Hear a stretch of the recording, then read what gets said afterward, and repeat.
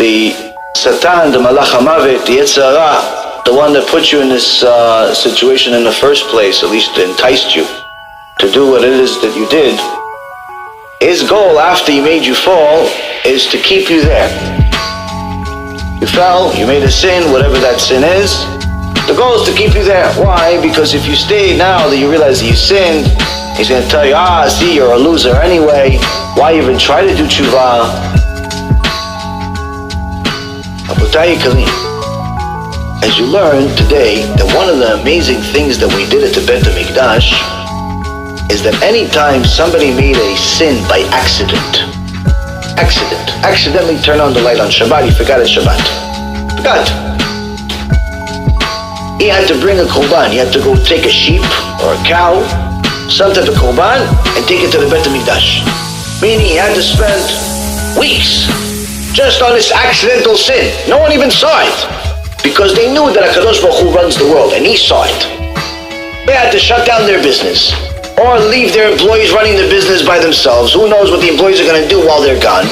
Take the journey all the way from Tveria, from Tzfat, from wherever they were, all the way to Yerushalayim. That's not like today, you go in a car, a couple hours later, you're all the way across the country. You had to go on your donkey, it could take you a week.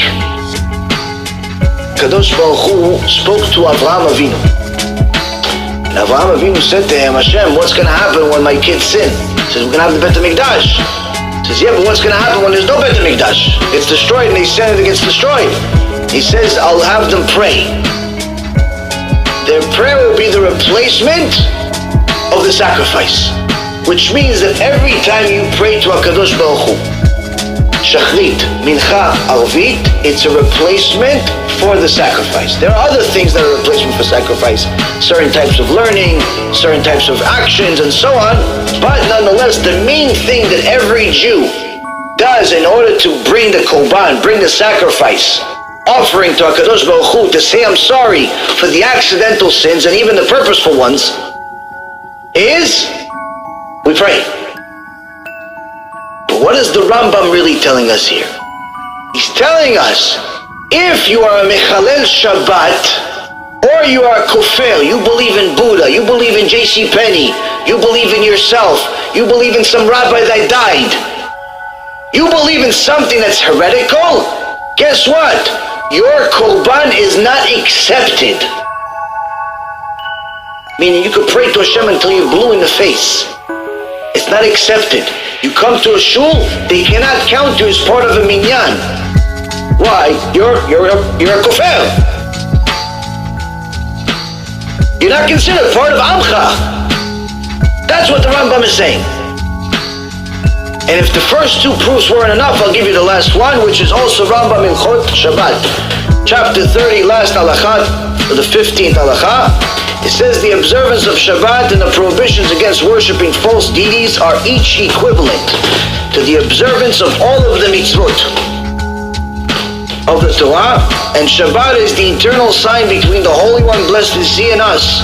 For this reason, whoever transgresses other mitzvot is considered to be one of the wicked of Israel, but a person who violates Shabbat is considered an idolater.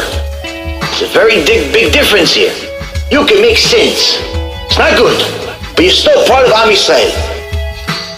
But someone that violates Shabbat or is a kufar says, no, that person is an idolater. He's not considered part of Am Yisrael anymore. Until he does tshuva. Until she does tshuva.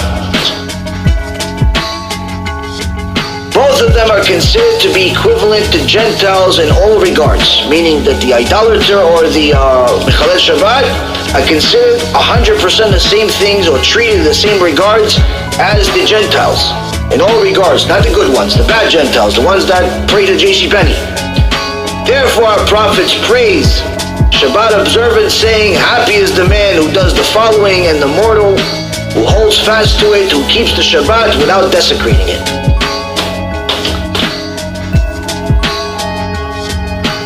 The prophet says that he starts, Echa yashva badad ha'ira bati, alas, she sits in solitude, the city that was great with people has become like a widow.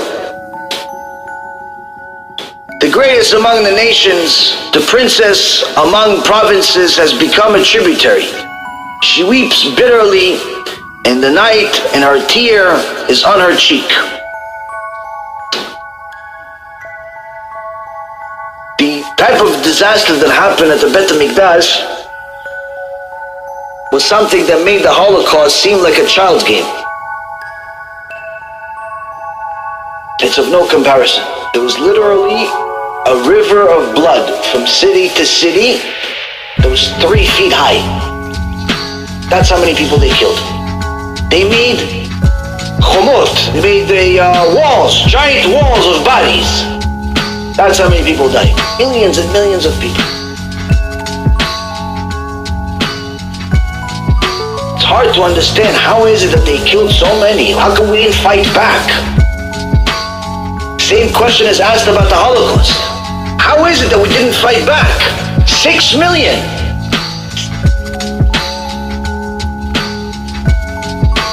Am Yisrael, unfortunately, abandoned their Father in heaven and had their faith in themselves, in their money, in the government, in their friends, in their power, and so on and so forth.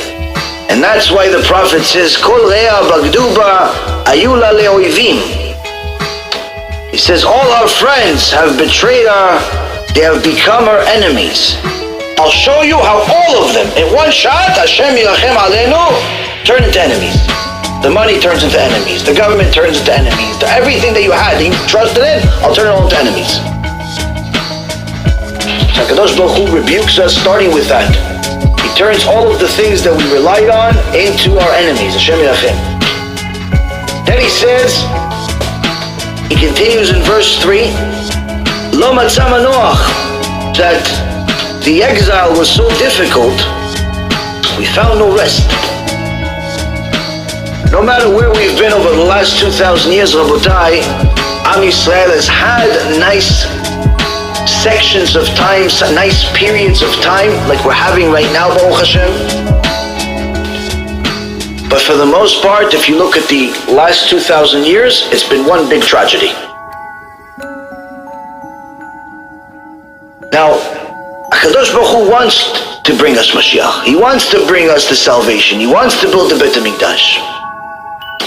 And the first thing that will do is that will eliminate this gzirah of here that says Velo matzah manoach.